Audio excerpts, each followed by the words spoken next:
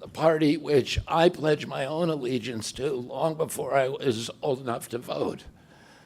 I attended my first Democratic convention at the age of 6 in 1960.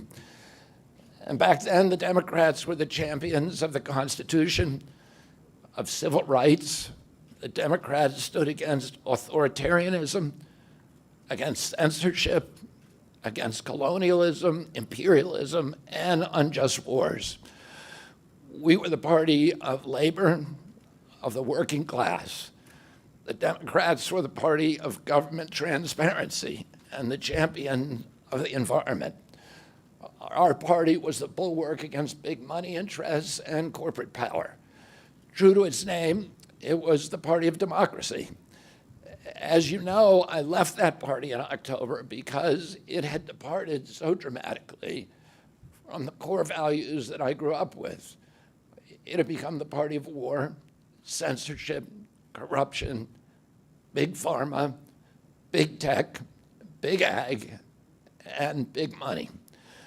When it abandoned democracy by canceling the primary to conceal the cognitive decline of the sitting president, I left the party to run as an independent. The mainstream of American politics and journalism derided my decision. Conventional wisdom said that it would be impossible even to get on the ballot as an independent because each state poses an insurmountable tangle of arbitrary rules for collecting signatures. I would need over 1 million signatures, something no presidential candidate in history had ever achieved. And then I'd need a team of attorneys and millions of dollars to handle all the legal challenges from the DNC. The naysayers told us that we were climbing a glass version of Mount Impossible. So the first thing I want to tell you is that we proved them wrong.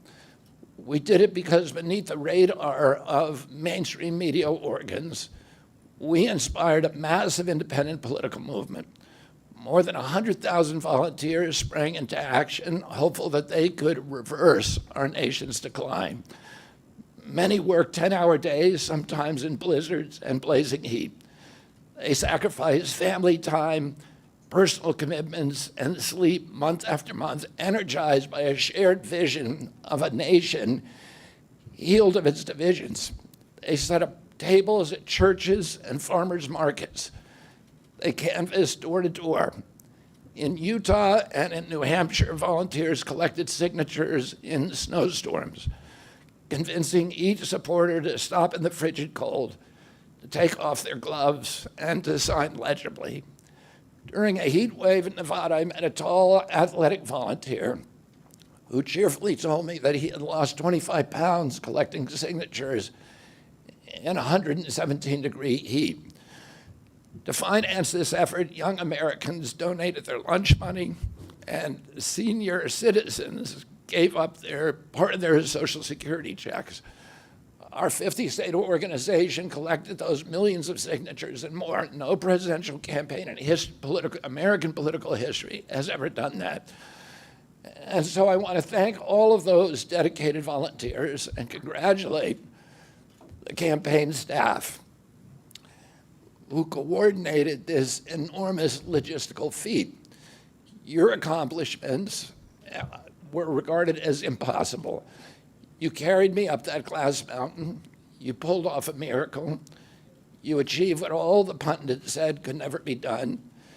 You have my deepest gratitude, and I'm never going to forget that, not just for what you did for my campaign, but for the sacrifices you made because you love our country. You showed everyone that democracy is still possible here.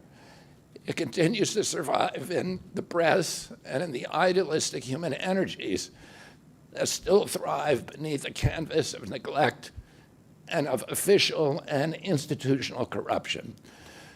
Today, I'm here to tell you that I will not allow your efforts to go to waste. I'm here to tell you that I will leverage your tremendous accomplishments to serve the ideals that we share, the ideals of peace, of prosperity, of freedom, of health, all the ideals that motivated my campaign. I'm here today to describe the path forward that you have opened with your commitment and with your hard labors. Now, in an honest system, I believe that I would have won the election.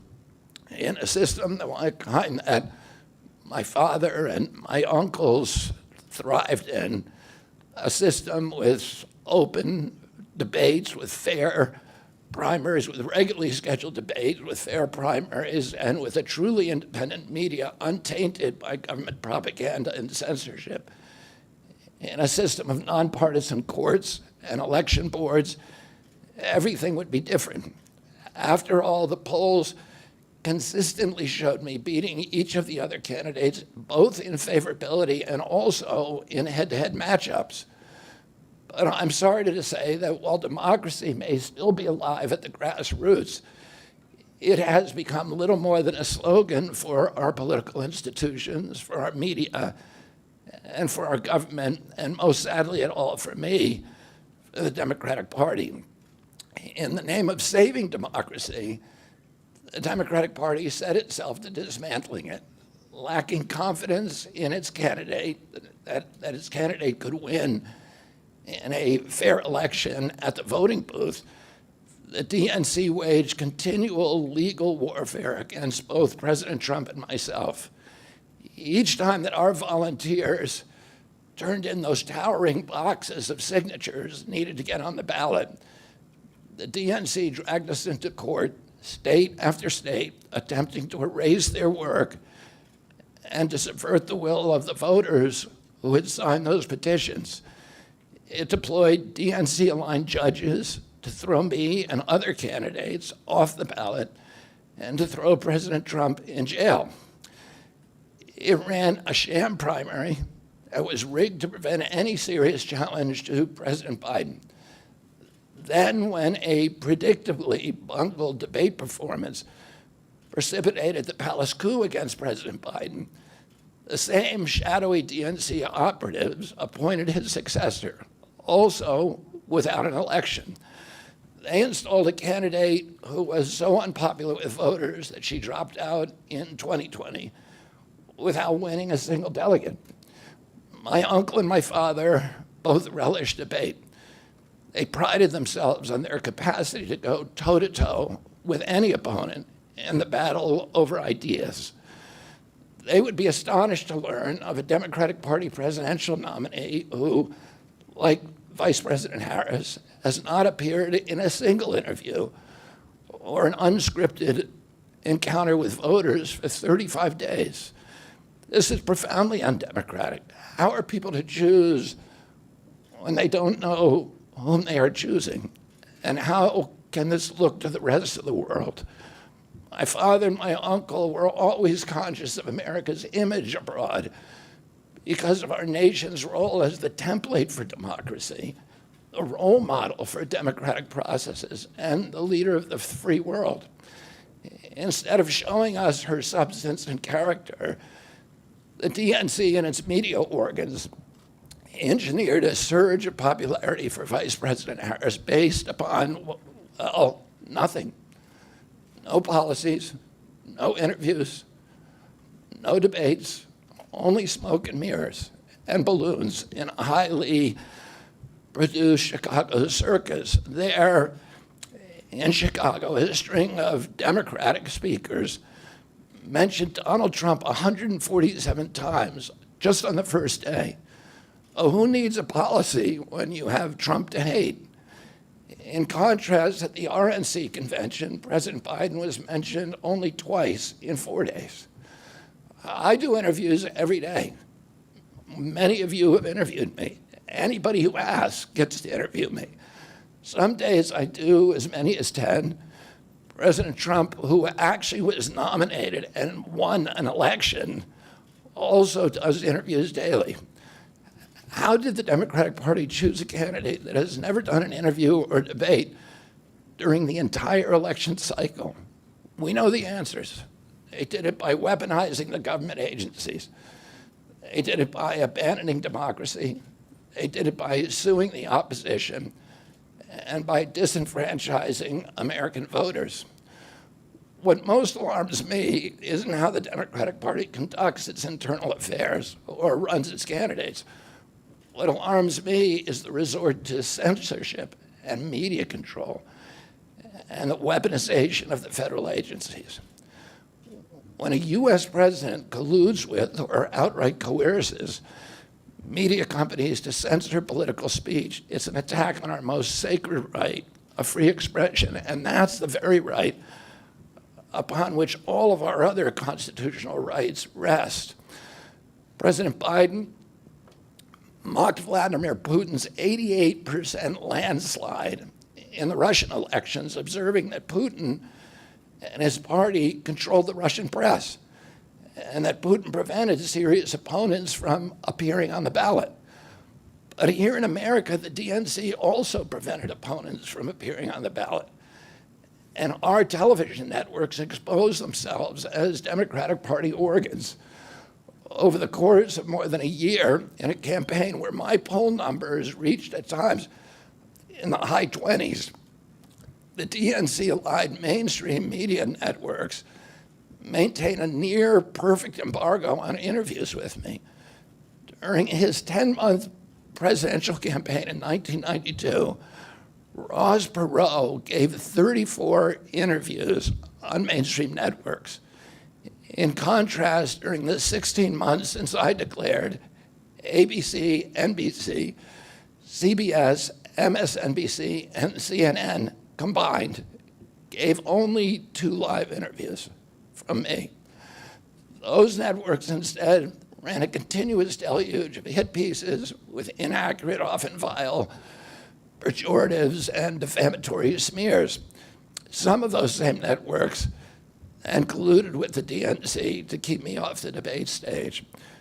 Representatives of those networks are in this room right now, and I'll just take a moment to ask you to consider the many ways that your institutions have abdicated this really sacred responsibility, the duty of a free press to safeguard democracy and to challenge always the party in power.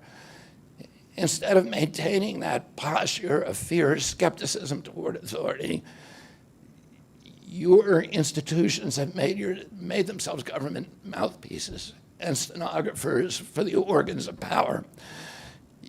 You didn't alone cause the devolution of American democracy, but you could have prevented it. The Democratic Party's censorship of social media was even more of a naked exercise of executive power. This week, a federal judge, Terry Doty, upheld my injunction against President Biden, calling the White House's censorship project, quote, the most egregious violation of the First Amendment in the history of the United States of America. Doty's previous 155-page decision details how just 37 hours after he took the oath of office, swearing to uphold the Constitution, President Biden and his White House opened up a portal and then invited the CIA, the FBI, CISA, which is a censorship agency, it's the center of the censorship industrial complex, DHS, the IRS, and other agencies to censor me and other political dissidents on social media. Even today, users who try to post my campaign videos to Facebook or YouTube get messages that this content violates community standards. 2 days after Judge Doty rendered his decision this week, Facebook was still attaching warning labels to an online petition calling on ABC to include me in the upcoming debate. They said that violates community standards, their community standards. The mainstream media was once the guardian of the First Amendment and democratic principles, and it's joined this systemic attack on democracy. It also, the media justifies their censorship on the grounds of combating misinformation, but governments and oppressors don't censor lies. They don't fear lies.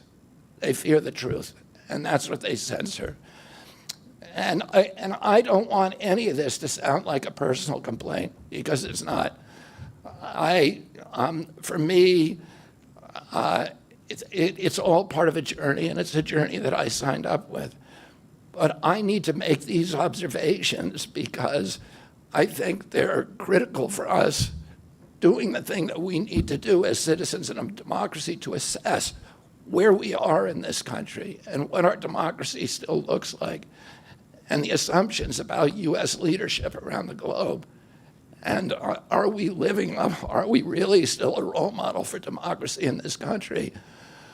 Or have we made it, a kind of a joke? And here's the good news. While mainstream outlets denied me a critical platform, they didn't shut down my ideas, which have especially flourished among young voters and independent voters, thanks to the alternative media. Many months ago, I promised the American people that I would withdraw from the race if I became a spoiler. A spoiler is someone who will alter the outcome of the election but has no chance of winning. In my heart, I no longer believe that I have a realistic path to electoral victory in the face of this relentless systematic censorship and media control. So I cannot in good conscience ask my staff and volunteers to keep working their long hours or ask my donors to keep giving when I cannot honestly tell them that I have a real path to the White House. Furthermore, our polling consistently showed that by staying on the ballot in the battleground states, I would likely hand the election over to the Democrats with whom I disagree on the most existential issues: censorship, war, and chronic disease. Oh, I want everyone to know that I am not terminating my campaign. I am simply suspending it and not ending it. My name will remain on the ballot in most states. If you live in a blue state, you can vote for me without harming or helping President Trump or Vice President Harris. In red states, the same will apply. I encourage you to vote for me. And if enough of you do vote for me, and neither of the major party candidates win 270 votes, which is quite possible, in fact, today our polling shows them tying at 269 to 269, and I could conceivably still end up in the White House in a contingent election. But in about 10 battleground states where my presence would be a spoiler, I'm going to remove my name. And I've already started that process and urge voters not to vote for me. It's with a sense of victory and not defeat that I'm suspending my campaign activities. Not only did we do the impossible by collecting 1 million signatures, we changed the national political conversation forever. Chronic disease, free speech, government corruption, breaking our addiction to war have moved to the center of politics. I can say to all who have worked so hard in the last year and a half, thank you for a job well done. 3 great causes drove me to enter this race in the first place, primarily. And these are the principal causes that persuaded me to leave the Democratic Party and run as an independent. And now to throw my support to President Trump. The causes were free speech, the war in Ukraine, and the war on our children. I've already described some of my personal experiences and struggles with the government's censorship industrial complex. I want to say a word about the Ukraine war. The military industrial complex has provided us with a familiar comic book justification, like they do on every war, that this one is a noble effort to stop a supervillain, Vladimir Putin, from invading the Ukraine and then to thwart his Hitler-like march across Europe.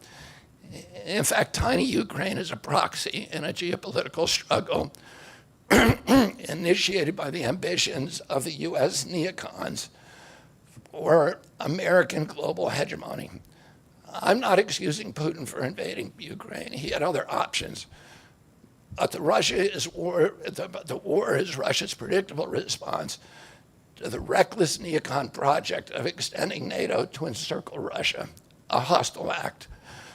The credulous media rarely explain to Americans that we unilaterally walked away from 2 intermediate nuclear weapons treaties with Russia and then put nuclear-ready Aegis missile systems in Romania and Poland. This is a hostile act.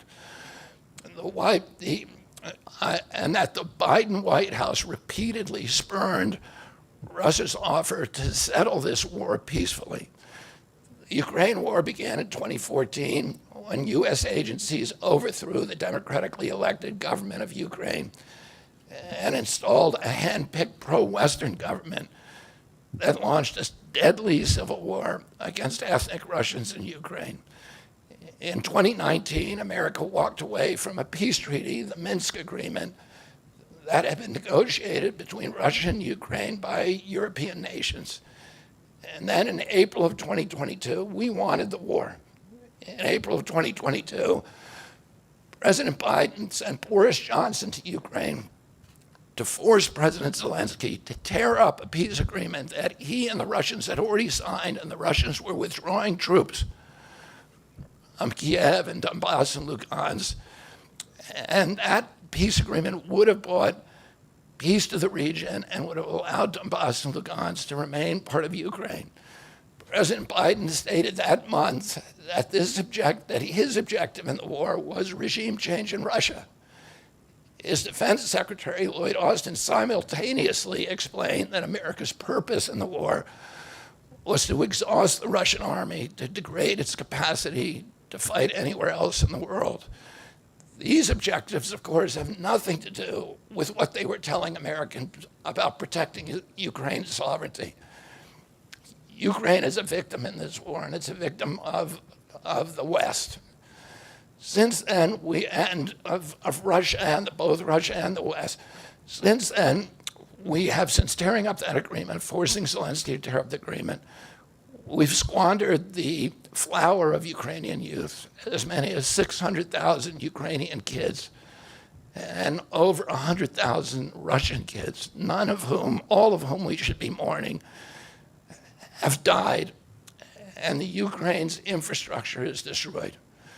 The war has been a disaster for our country as well. We squandered nearly $200 billion already, and these are badly needed dollars in our communities, suffering communities all over our country.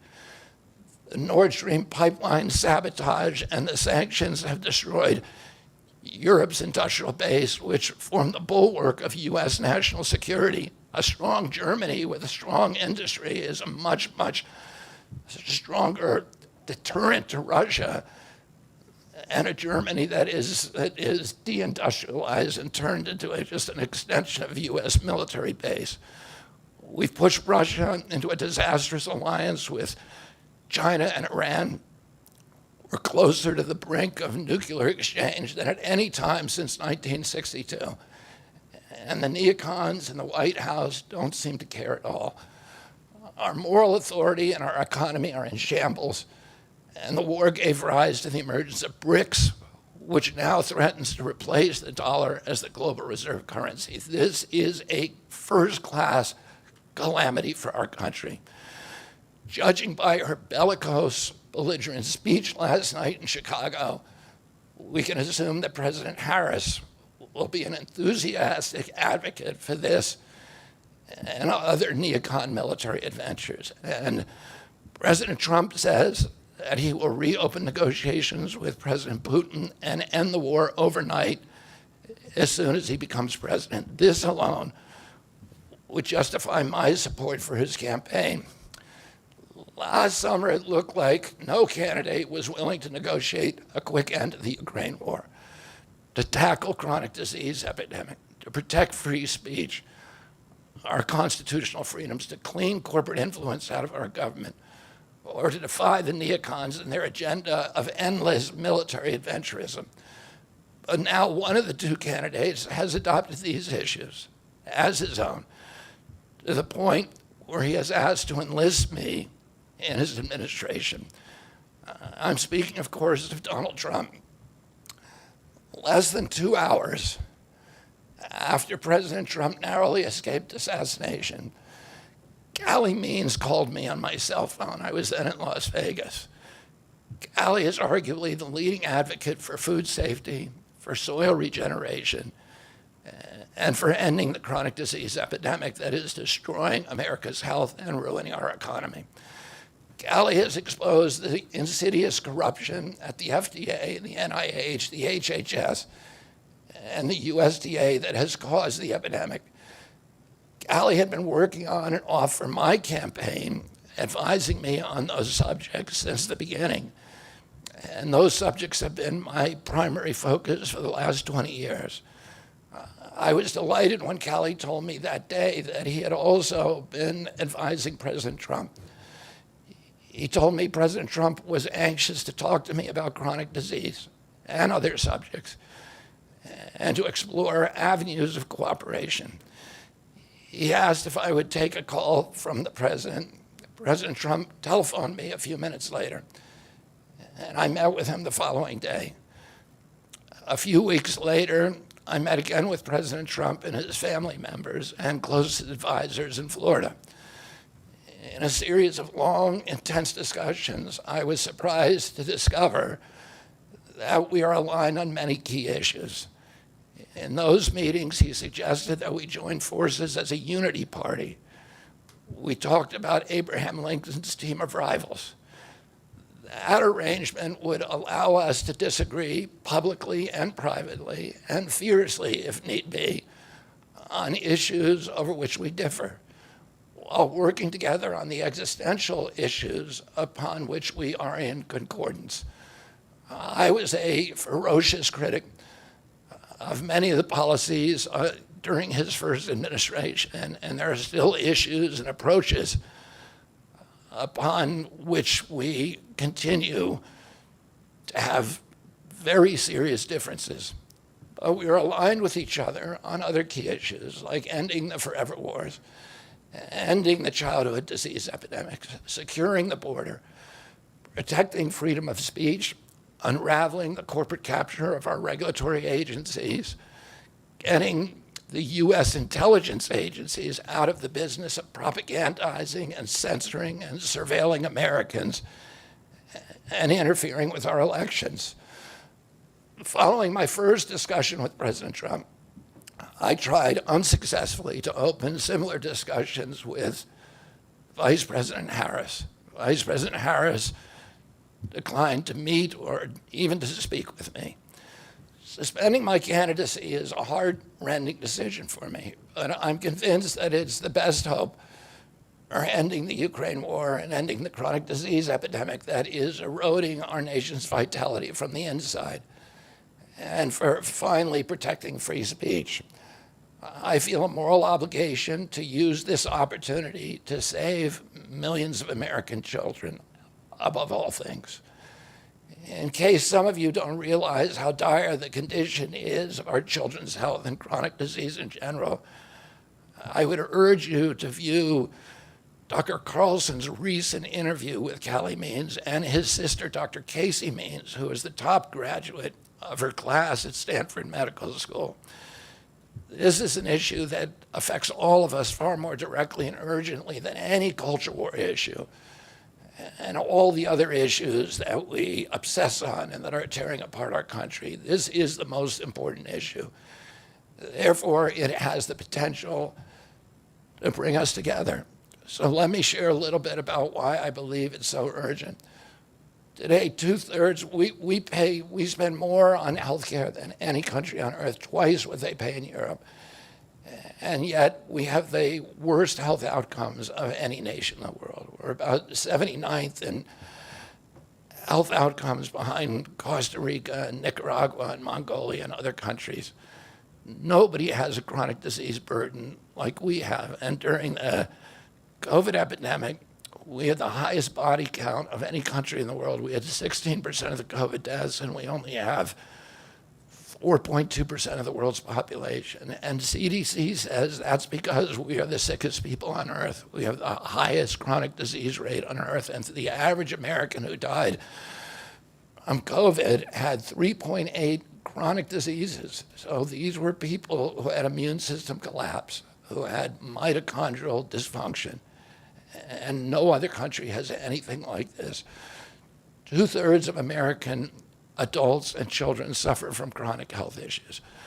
50 years ago, that number was less than 1%. So we've gone from 1% to 66%. In America, 74% of Americans are now overweight or obese, and 50% of our children. 120 years ago, when somebody was obese, they were sent to the circus. There were case reports done about them. Obesity was almost unknown. In Japan, the childhood obesity rate is 3% compared to 50% here. Half of Americans have prediabetes or type 2 diabetes. When my uncle was president and I was a boy, juvenile diabetes was effectively non-existent.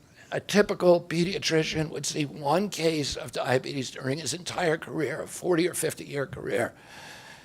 Today, 1 out of every 3 kids who walks through his office door is diabetic or pre-diabetic, and the mitochondrial disorder that caused diabetes also causing Alzheimer's, which is now classified as diabetes, and it's costing this country more than our military budget every year.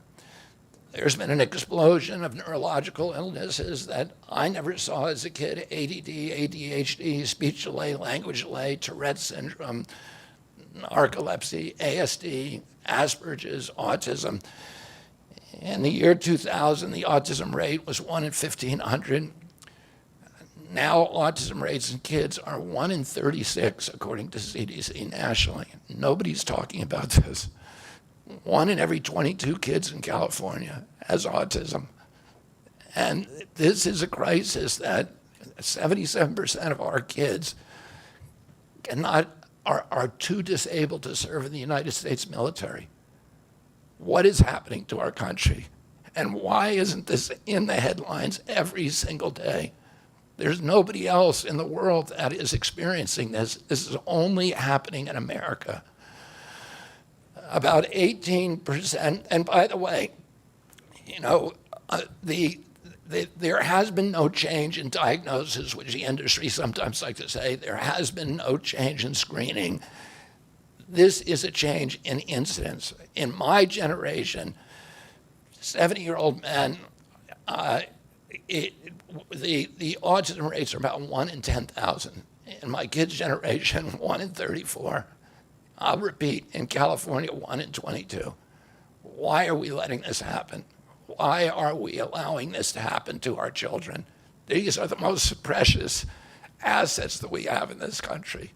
How can we let this happen to them? About 18% of American teens now have fatty liver disease. That's like 1 out of every 5. That disease, when I was a kid, only affected late-stage alcoholics who were elderly. Cancer rates are skyrocketing in the young and the old. Young adult cancers are up 79%. 1 in 4 American women is on antidepressant medication. 40% of teens have a mental health diagnosis. And 15% of high schoolers are on Adderall, and 500,000 children on SSRIs. So what's causing this suffering? I'll name 2 culprits. First, and the worst, is ultra-processed food. About 70% of American children's diet is ultra-processed. That means industrial, manufactured in a factory.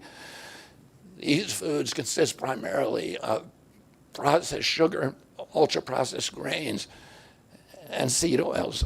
Laboratory scientists who many of them formerly worked for the cigarette industry, which purchased all the big food companies in the 1970s and 80s, deployed thousands of scientists to figure out new chemicals to make the food more addictive. And these ingredients didn't exist 100 years ago. Humans aren't biologically adapted to eat them. Hundreds of these chemicals are now banned in Europe, but ubiquitous in American processed foods. The second culprit is toxic chemicals in our food, in our medicine, in our environment. Pesticides, food additives, pharmaceutical drugs, and toxic waste permeate every cell of our bodies. The assault on our children's cells and hormones is unrelenting. To name just one problem, many of these chemicals increase estrogen because young children are ingesting so many of these hormone disruptors. America's puberty rate is now occurring at age 10 to 13, which is 6 years earlier than girls were reaching puberty in 1900. Our country has the earliest puberty rates of any continent on the earth. And no, this isn't because of better nutrition. This is not normal. Breast cancer is also estrogen-driven, and it now strikes 1 in 8 women. We are mass poisoning all of our children and our adults. Considering the grievous human cost of this tragic epidemic of chronic disease, it seems almost crass to mention the damage it does to our economy. But I'll say, it is crippling the nation's finances. When my uncle was president, our country spent $0 on chronic disease. Today, government health care spending is almost all for chronic disease. And it's double the military budget. And it is the fastest growing budget item in the federal budget. And chronic disease costs more to the economy as a whole, costs at least $4 trillion, 5 times our military budget. And that's a 20% drag on everything we do and everything we aspire to. Poor and minority communities suffer disproportionately. People who worry about DEI or about bigotry of any kind, this dwarfs anything. We are poisoning the poor. We are systematically poisoning minorities across this country. Industry lobbyists have made sure that most of the food stamp lunch program, about 70% of food stamps and about 70 or 77% of school lunches are processed foods. There's no vegetables. There's nothing that you would want to eat. We are just poisoning the poor citizens, and that's why they have the highest chronic disease burden of anybody, any demographic in our country, and the highest in the world. The same food industry lobbied to make sure that nearly all agricultural subsidies go to commodity crops that are the feedstock of processed food industry. These policies are destroying small farms, and they're destroying our soils. We give about, I think, 8 times as much in subsidies to tobacco than we do to fruits and vegetables. It makes no sense if we want a healthy country. The good news is that we can change all this. We can change it very, very quickly. America can get healthy again. To do that, we need to do 3 things. First, we need to root out the corruption in our health agencies. Second, we need to change incentives in our healthcare system. And third, we need to inspire Americans to get healthy again. 80% of NIH grants go to people who have conflicts of interest. These are the people, virtually everybody who sits, Joe Biden just appointed a new panel to NIH to decide the food recommendations. And they're all people who are from the industry. They're all people who are from the processed food companies. They're deciding what Americans, here is healthy. And the recommendations on the food pyramid and what goes to our school lunch programs, what go to the program, the Swiss program, the food stamp programs. They are all corrupted and conflicted individuals. These agencies, the FDA, USDA, and CDC, all of them are controlled by giant for-profit corporations. 75% of the FDA's funding doesn't come from taxpayer, it comes from pharma. And pharma executives and consultants and lobbyists cycle in and out of these agencies. With President Trump's backing, I'm going to change that. We're going to staff these agencies with honest scientists and doctors who are free from industry funding. We're going to make sure the decisions of consumers, doctors, and patients are informed by unbiased science. A sick child is the best thing for the pharmaceutical industry. When American children or adults get sick with a chronic condition, they're put on medication for their entire life. Imagine what will happen when Medicare starts paying for Ozempic, which costs $1,500 a month, and it's being recommended for children as young as 6, all for a condition, obesity, that is completely preventable and barely even existed 100 years ago. And 74% of Americans are obese. The cost, if all of them took their Ozempic prescription, is $3 trillion a year. This is a drug that is made by Novo Nordisk, the biggest company in Europe. It's a Danish company, and the Danish government does not recommend it. It recommends change in diet to treat obesity and exercise. And in our country, the recommendation now is for Ozempic to children at age 6. Novo Nordisk, the biggest company in Europe, and virtually its entire value is based upon its projections of what it's going to sell, of the Ozempic it's going to sell to America. And we have the food lobbyists have a bill in front of Congress today that is backed by the White House, backed by Vice President Harris and President Biden, to allow this to happen. This $3 trillion cost that is going to bankrupt our country. For a fraction of that amount, we could buy organic food for every American family, 3 meals a day, and eliminate diabetes altogether. We're going to bring healthy food back to school lunches. We're going to stop subsidizing the worst foods with our agricultural subsidies. We're going to get toxic chemicals out of our food. We're going to reform the entire food system. And for that, we need new leadership in Washington. Because unfortunately, both the Democrats and the Republican parties are in cahoots with the big food producers, Big Pharma and Big Ag, which are among the DNC's major donors. Vice President Harris has expressed no interest in addressing this issue. 4 more years of Democratic rule will complete the consolidation of corporate and neocon power, and our children will be the ones who suffer most. I got involved with chronic disease 20 years ago, not because I chose to or wanted to. It was essentially thrust upon me. It was an issue that should have been central to the environmental movement. I was a central leader at that time, but it was widely ignored by all the institutions, including the NGOs, who should have been protecting our kids against toxins. It was an orphaned issue, and I had a weakness for orphans.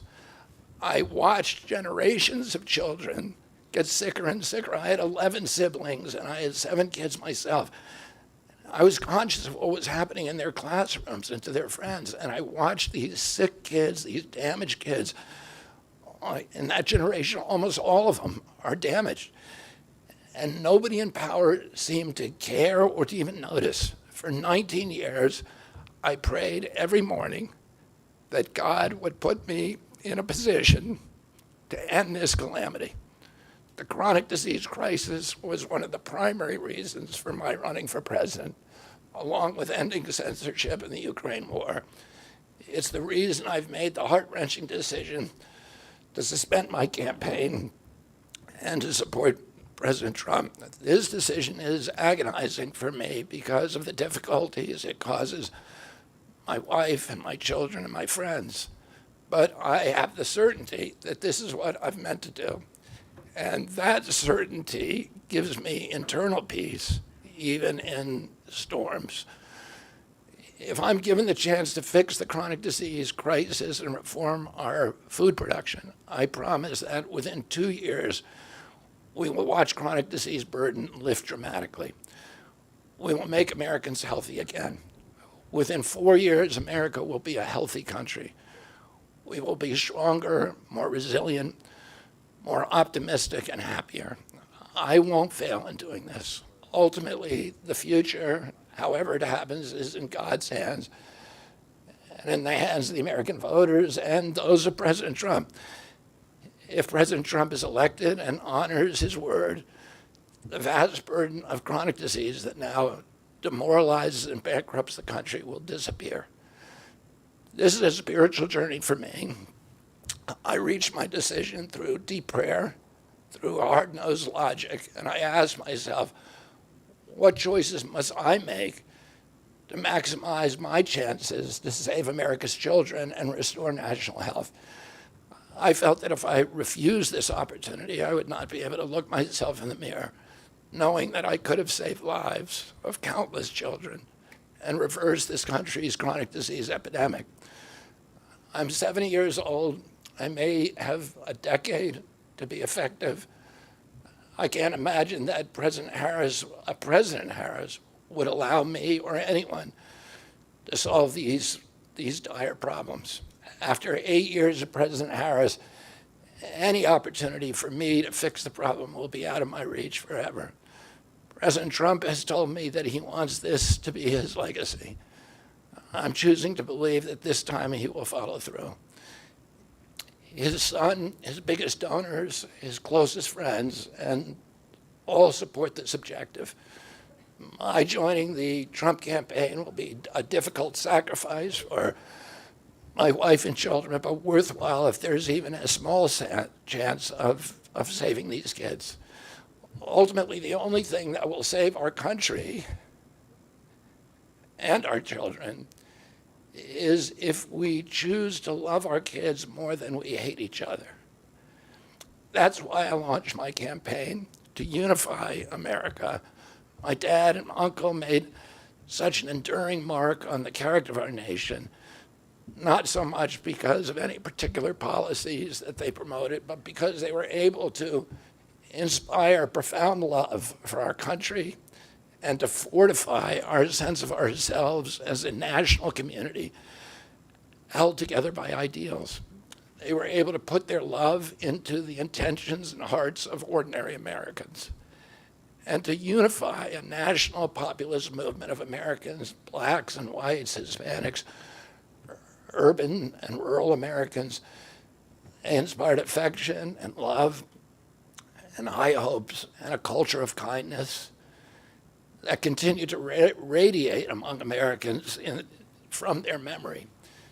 That's the spirit on which I ran my campaign and that I intend to bring into the campaign of President Trump.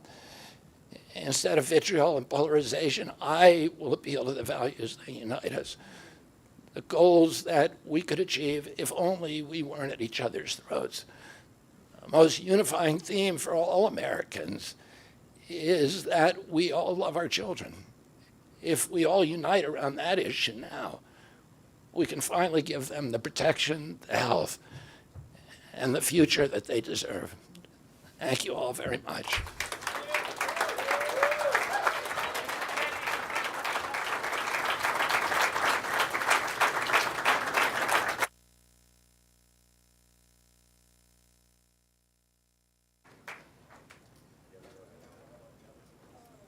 Thank you, everybody, for attending. This concludes our program for the day.